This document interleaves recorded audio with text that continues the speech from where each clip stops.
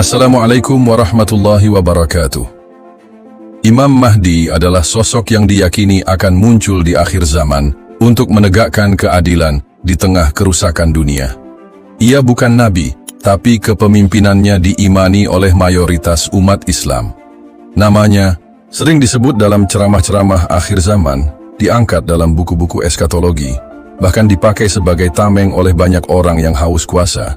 Tapi tak banyak yang benar-benar memahami siapa sebenarnya Imam Mahdi, apa syarat-syaratnya, dan mengapa tidak semua yang mengaku Mahdi bisa dipercaya. Kata Mahdi berasal dari akar kata huda, artinya petunjuk. Secara bahasa, Mahdi berarti orang yang diberi petunjuk. Tapi dalam konteks keimanan, Imam Mahdi adalah pemimpin yang akan dibangkitkan oleh Allah Subhanahu wa Ta'ala di akhir zaman untuk memperbaiki dunia yang penuh kezaliman. Ia datang bukan dengan misi politik, tapi dengan amanah dari langit. Dalam hadis riwayat Abu Daud disebutkan bahwa Nabi Muhammad sallallahu alaihi wasallam bersabda, "Jika dunia tinggal sehari lagi, niscaya Allah Subhanahu wa Ta'ala akan memanjangkan hari itu hingga Dia mengutus seorang laki-laki dari keluargaku, namanya seperti namaku dan nama ayahnya seperti nama ayahku. Ia akan memenuhi bumi dengan keadilan sebagaimana sebelumnya dipenuhi kezaliman." Hadis ini adalah dasar utama keyakinan umat terhadap kemunculan Imam Mahdi. Mayoritas ulama Ahlus Sunnah sepakat bahwa Imam Mahdi adalah seorang lelaki dari keturunan Nabi Muhammad sallallahu alaihi wasallam melalui jalur Fatimah. Hadis riwayat Abu Daud juga menyebut, Mahdi adalah dari keturunanku, dari anak cucu Fatimah. Artinya, nasab Imam Mahdi tidak bisa dipalsukan. Ia bukan sembarang orang yang kebetulan saleh atau populer. Ia harus berasal dari keluarga Nabi. Imam Mahdi juga tidak akan mengklaim dirinya sejak awal. Dalam hadis riwayat Ibnu Majah disebutkan bahwa Imam Mahdi tidak akan mengenali dirinya sebagai Mahdi hingga Allah Subhanahu wa Ta'ala menyiapkannya dan membimbingnya. Bahkan dalam beberapa riwayat, ia akan menolak baiat umat hingga dipaksa oleh sekelompok orang yang membaiatnya di depan Ka'bah. Ini menandakan bahwa Imam Mahdi bukan sosok haus kekuasaan. Ia dipilih, bukan memilih. Ulama seperti Imam As-Suyuti dalam kitab Al-Urf Al-Wardi fi Akhbar Al-Mahdi menyebutkan bahwa Imam Mahdi akan muncul saat umat Islam terpecah, konflik meluas, dan kezaliman merajalela. Ia akan memimpin selama 7 atau 9 tahun, membawa keadilan, menaklukkan banyak negeri, dan menjadi imam salat bersama Nabi Isa alaihissalam yang turun kembali ke bumi. Dalam pandangan Syiah, khususnya Syiah Imamiyah, konsep Imam Mahdi lebih spesifik lagi. Mereka meyakini bahwa Imam Mahdi adalah Muhammad bin Hasan al-Askari, imam ke-12 dari garis keturunan Ahlul Bait. Ia lahir pada abad ketiga Hijriah, kemudian gaib atau hilang secara gaib, dan akan kembali muncul sebagai Mahdi di akhir zaman. Ini dikenal sebagai doktrin Ghaibah Kubra, yang hingga kini menjadi fondasi teologi Syiah. Meski berbeda pandangan soal identitas dan cara kemunculan Imam Mahdi, kedua mazhab besar Islam sepakat bahwa Mahdi bukan sosok biasa. Ia tidak bisa ditunjuk, tidak bisa mengangkat dirinya sendiri, dan tidak bisa muncul atas nama kelompok tertentu. Siapapun yang mengaku-ngaku sebagai Mahdi tanpa memenuhi syarat nasab dan sifat kenabian, jelas menyimpang. Masalahnya, dalam sejarah Islam, selalu saja ada orang-orang yang mengklaim sebagai Imam Mahdi. Ada yang mengaku mendapat ilham, ada yang sekadar memakai nama Muhammad bin Abdullah dan merasa cocok. Ada pula yang dimanipulasi kelompoknya untuk diangkat sebagai simbol perlawanan, padahal semua ini bertentangan dengan ajaran yang benar. Dalam hadis riwayat Bukhari, Nabi Muhammad sallallahu alaihi wasallam bersabda, "Barang siapa yang berdusta atas namaku dengan sengaja, maka hendaklah ia menempati tempat duduknya di neraka." Klaim palsu sebagai Mahdi atau menunjuk seseorang sebagai Mahdi tanpa dasar syar'i termasuk bentuk kebohongan agama yang besar. Karena itulah para ulama menekankan pentingnya kehati-hatian dalam menerima klaim Mahdi. Dalam kitab Al-Fitan karya Nu'aim bin Hammad, salah satu ulama awal yang menulis khusus tentang fitnah akhir zaman, disebutkan bahwa banyak orang akan mengaku Mahdi, tapi hanya satu yang benar. Dan Mahdi sejati tidak membawa senjata sejak awal, tapi membawa kejujuran, ilmu, dan keadilan. Penting pula dipahami bahwa kemunculan Imam Mahdi adalah bagian dari takdir besar. Ia tidak bisa dimunculkan lewat gerakan politik atau revolusi bersenjata. Siapapun yang mengangkat Mahdi karena ambisi dunia, sesungguhnya sedang menodai kesucian tanda-tanda akhir zaman. Bahkan bisa jadi, mereka menjadi pembuka bagi fitnah yang lebih besar. Dalam Quran Surat Al-Baqarah ayat 256, Allah Subhanahu wa Ta'ala berfirman, "Tidak ada paksaan dalam agama." Maka Mahdi sejati tidak datang dengan paksaan. Ia hadir karena keadaan menuntut, bukan karena ambisi pribadi. Ia membawa rahmat, bukan ancaman. Setelah memahami siapa sebenarnya Imam Mahdi dalam Islam, dan apa saja syarat yang telah ditetapkan lewat hadis dan ulama, kita masuk ke babak sejarah yang gelap. Saat seorang pria memanfaatkan ketidaktahuan umat, lalu menunjuk iparnya sendiri sebagai Imam Mahdi. Ia bukan hanya membuat klaim, tapi mengubah jantung Islam menjadi ladang perang. Namanya Juhaiman al-Otaibi. Juhaiman bukan orang sembarangan. Ia lahir di Najd, wilayah yang keras secara budaya dan agama.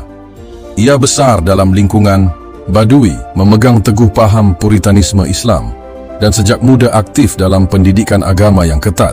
Ia pernah bergabung dalam Garda Nasional Arab Saudi, pasukan elit kerajaan. Tapi perlahan, Juhaiman mulai merasa ada yang salah.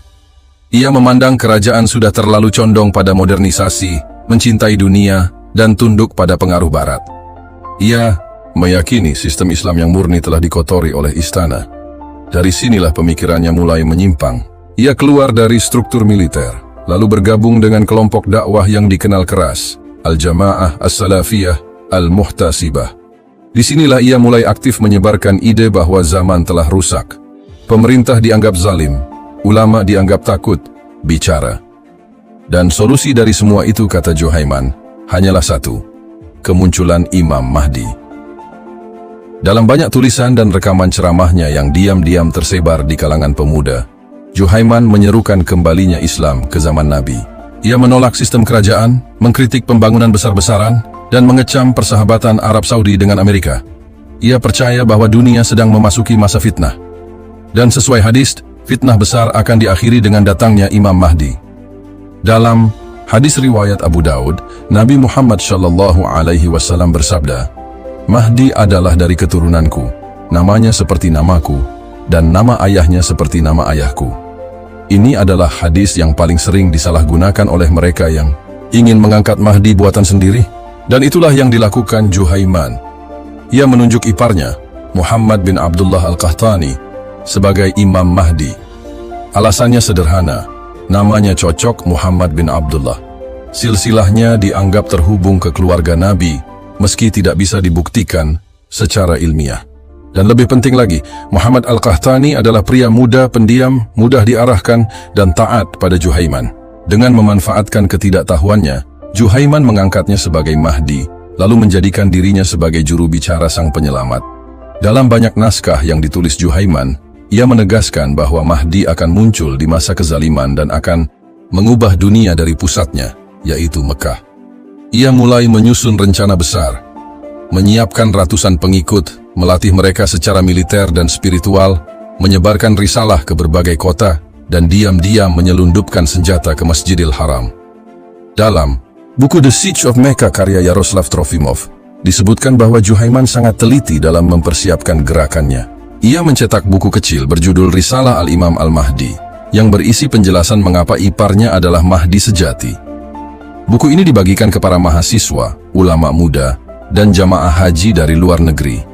Ia menciptakan narasi bahwa kemunculan Mahdi sudah pasti dan pemerintah Saudi tidak akan sanggup menghentikannya. Padahal, jika kita kembali ke hadis-hadis syahih, kemunculan Imam Mahdi tidak pernah diumumkan oleh satu kelompok tertentu. Bahkan dalam hadis riwayat Ibnu Majah, Nabi Muhammad SAW bersabda bahwa Imam Mahdi akan dibaiat dengan terpaksa oleh orang-orang di depan Ka'bah, dan ia sendiri tidak tahu bahwa ia Mahdi. Maka ketika Muhammad Al-Qahtani dengan mudah menerima pengangkatan itu, jelas ia tidak memenuhi tanda. Tapi pengikut Juhaiman tidak butuh hadis lengkap. Mereka hanya butuh arah, dan arah itu sudah ditunjukkan. Maka Juhaiman membentuk pasukan bayangan. Mereka menyamar sebagai jamaah haji, membawa senjata dalam peti jenazah, dan tinggal di kompleks Masjidil Haram sambil menunggu tanggal yang telah ditentukan. Keyakinan mereka buta. Mereka percaya Mahdi sudah datang, bahwa dunia akan tunduk, dan kerajaan Saudi akan jatuh. Mereka tidak mengira bahwa perbuatan mereka akan menjadi tragedi besar dalam sejarah Islam modern. Juhaiman tidak bertindak sendiri. Ia membungkus gerakannya dengan doktrin. Ia menyebarkan hadis-hadis dhaif yang menguatkan klaimnya. Ia menyebarkan narasi bahwa siapapun yang menolak Mahdi akan dianggap musuh Islam. Dalam pemikiran Juhaiman, tidak ada jalan tengah. Hanya ada kami dan mereka. Hanya ada kebenaran mutlak dan kekufuran mutlak. Dan itu semua didasarkan pada satu klaim palsu. Mahdi telah datang, dan dia iparku. Dalam Quran Surat Al-Hujurat ayat 6, Allah Subhanahu wa Ta'ala berfirman, "Hai, orang-orang yang beriman, jika datang kepadamu orang fasik membawa berita, maka periksalah dengan teliti." Ayat ini seolah dilupakan. Juhaiman tidak memberi ruang untuk tabayyun. Ia memaksa umat percaya, lalu bertindak. Tanggal 20 Muharram tahun 1400 Hijriah, langit Mekkah masih gelap. Ribuan jamaah memadati Masjidil Haram seperti biasa. Suara azan subuh menggema, menggugah hati setiap muslim yang bersiap menyambut hari dengan doa. Tak ada yang menyangka pagi itu akan berubah jadi neraka. Di antara jamaah itu puluhan pria menyebar dalam barisan. Mereka terlihat seperti jamaah biasa, berjubah putih, berwajah teduh. Tapi di balik senyum, mereka menyembunyikan niat. Di bawah tanah masjid, peti-peti jenazah yang dikirim beberapa hari sebelumnya ternyata bukan berisi mayat, melainkan senapan, otomatis granat, amunisi, dan peralatan perang. Juhaiman dan pasukannya telah menyusun rencana ini selama berbulan-bulan. Mereka tahu semua celah pengamanan. Mereka tahu waktu paling lengah adalah saat imam mengucap salam di akhir salat subuh. Dan benar saja, saat imam menyelesaikan tahiyat akhir, suara tembakan tiba-tiba meledak. Seorang penjaga keamanan roboh. Lalu puluhan suara senjata menyusul. Jamaah panik. Teriakan menggema. Asap mesiu menyesakkan udara suci Masjidil Haram. Dalam sekejap, seluruh kompleks Ka'bah dikuasai. Pintu-pintu dikunci dari dalam. Menara pengawas diambil alih. Dan pengeras suara Masjidil Haram yang biasanya mengumandangkan takbir dan bacaan Quran, kini memutar suara Juhaiman. Dengan suara lantang, ia mengumumkan bahwa Imam Mahdi telah muncul. Dan umat Islam wajib berbayat kepadanya. Pria yang disebut Mahdi, Muhammad bin Abdullah Al-Qahtani, berdiri di samping Juhaiman. Ia tampak kebingungan. Tak bicara, sepatah kata pun. Tapi Juhaiman tak peduli. Bagi pengikutnya, ini saatnya revolusi. Saatnya membersihkan dunia dari kezaliman. Dan semua dimulai dari titik paling suci, Ka'bah. Dalam hadis riwayat Abu Daud, Nabi Muhammad SAW bersabda bahwa Imam Mahdi akan dibayat di antara rukun dan makam Ibrahim. Hadis ini dijadikan dalil utama Juhaiman. Tapi, mereka lupakan bahwa baiat itu harus dilakukan secara damai, bukan dengan todongan senjata. Harus dilakukan dengan syariat, bukan dengan peluru. Jamaah yang tertawan digiring ke sudut-sudut masjid. Siapa yang menolak tunduk, diancam. Siapa yang mencoba melawan, dipukuli. Para penjaga yang mencoba merebut senjata dibantai. Darah membasahi marmer putih di sekitar Ka'bah. Beberapa jamaah haji yang tak tahu apa-apa ikut menjadi korban. Kabar ini cepat menyebar.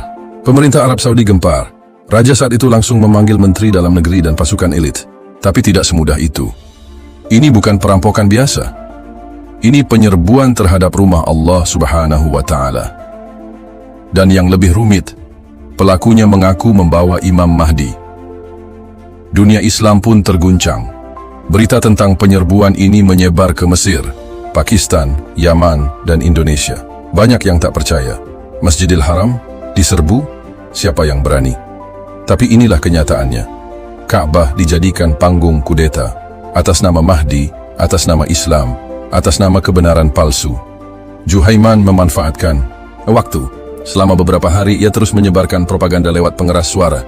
Ia bacakan ayat-ayat Quran, hadis akhir zaman, dan risalah Imam Mahdi yang ia tulis sendiri.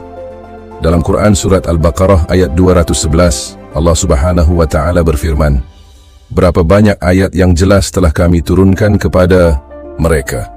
Tetapi tidak ada yang lebih zalim daripada orang yang menyembunyikan kebenaran setelah jelas baginya." Ayat ini seharusnya jadi cermin, tapi Juhaiman membalik maknanya. Ia merasa dirinya membawa kebenaran, meski darah mengalir di bawah Ka'bah. Pemerintah Saudi menghadapi dilema besar. Pasukan tidak bisa sembarangan masuk. Masjidil Haram adalah tanah haram. Bahkan memburu hewan pun dilarang di sana, apalagi melepaskan tembakan. Maka mereka meminta fatwa ulama besar. Apakah boleh menyerang tempat suci jika dikuasai pemberontak? Bersenjata ulama-ulama sepakat, dalam keadaan darurat menjaga jiwa lebih utama. Dalam hadis riwayat Bukhari, Nabi Muhammad SAW bersabda, hancurnya dunia lebih ringan bagi Allah Subhanahu wa Ta'ala daripada pembunuhan terhadap satu jiwa Muslim tanpa hak. Tapi dalam kondisi seperti ini, diam berarti membiarkan pembantaian berlanjut.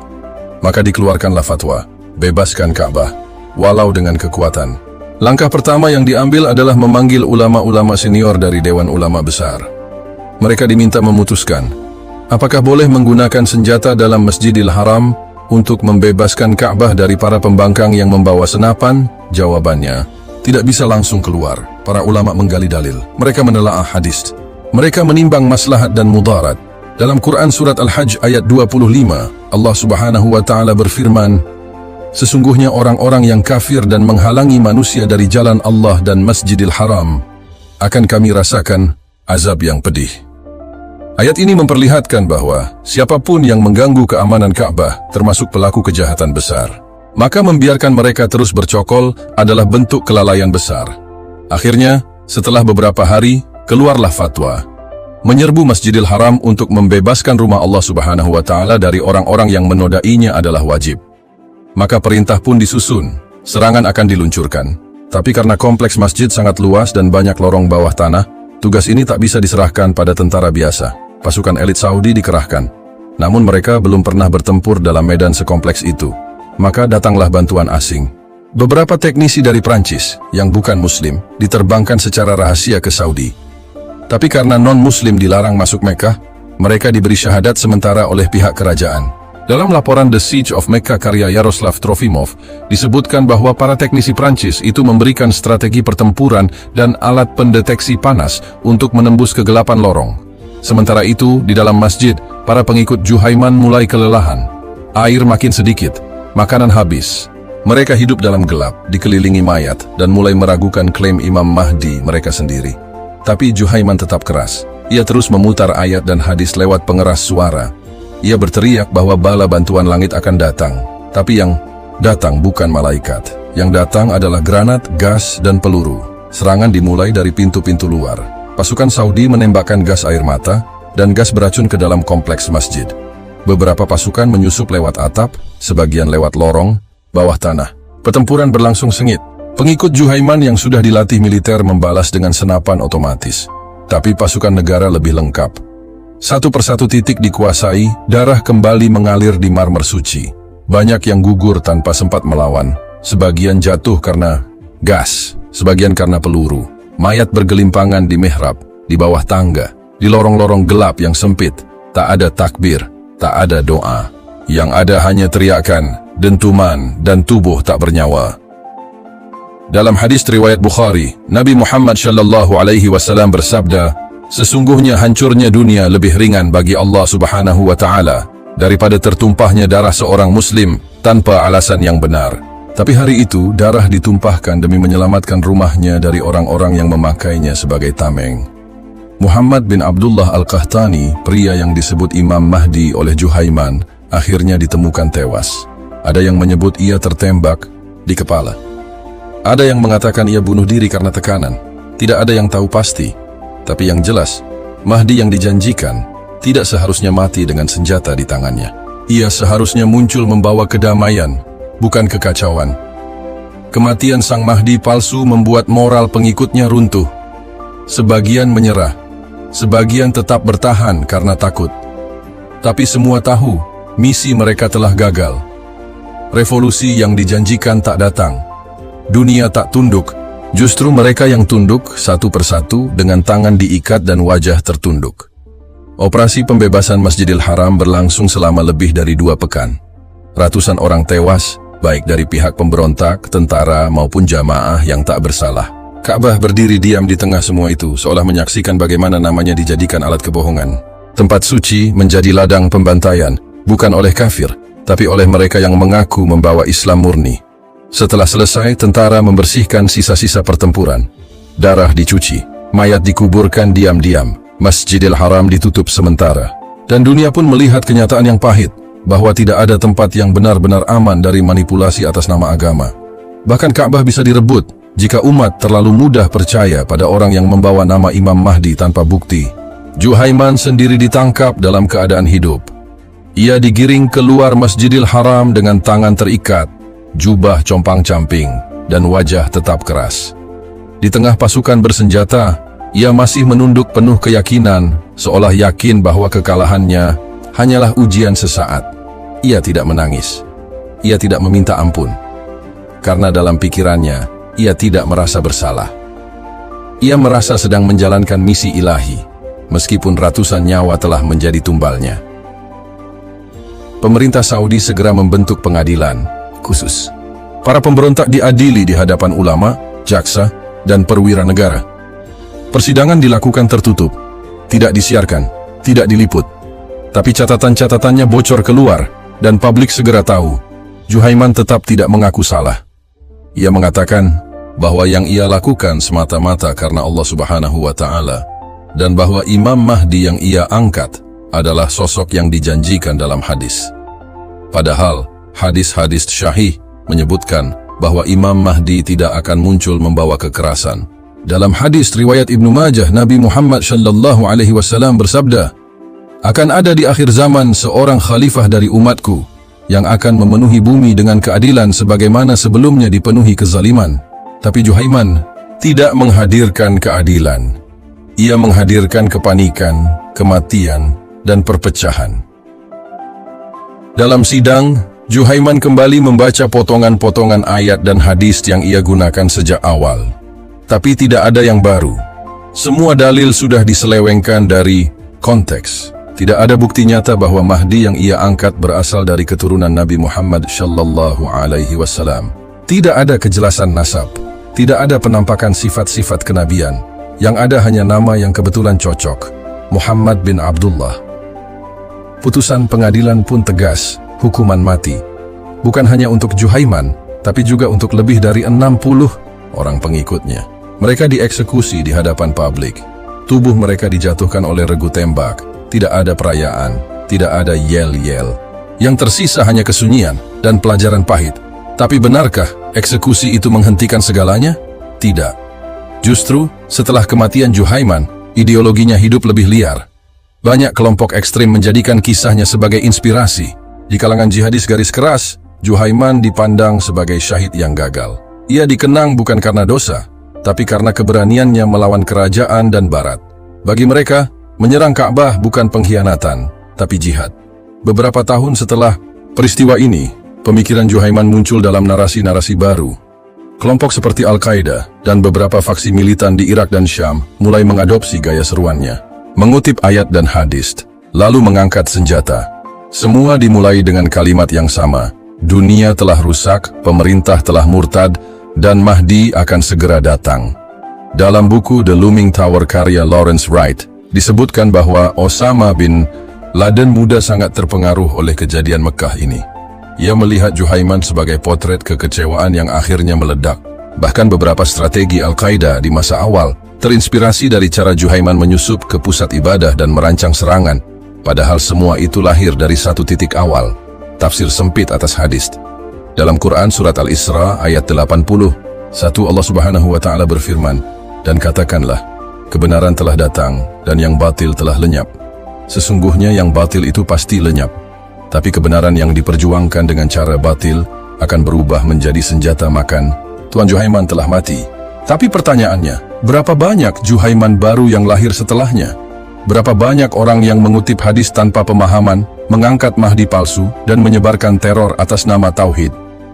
Banyak orang mengira bahwa Mahdi adalah penyelamat tunggal, bahwa ia akan menyapu bersih kebatilan dengan satu komando.